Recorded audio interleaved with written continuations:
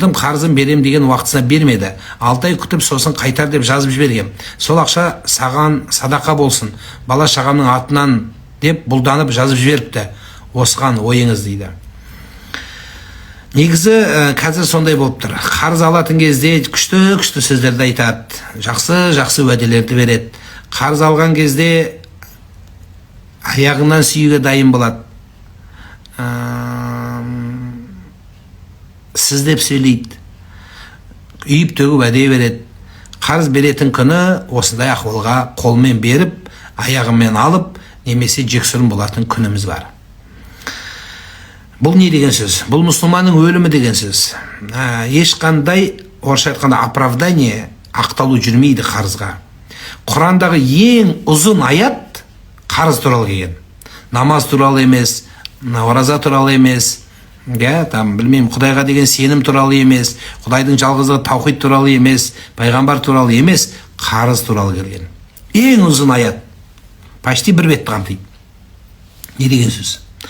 Бұл аса маңызды дүние деген сөз.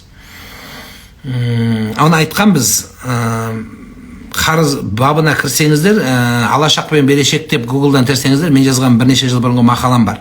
Қабірде өлген адамның табытына жабысып, қабірін барып жұлып, сен маған қарызсың деген, бұл жақсы нәрсе емес. Бірақ өкінішке орай біз соған жетіп қалдық қазір. Енді қарызды ең жақсысы шамаңыз жетсе кешіру керек, шамаңыз жетсе.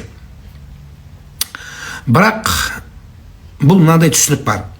Мән ахада амуала нас деген хадис бар. Кімде-кім қарыз алса дейді адамдардан.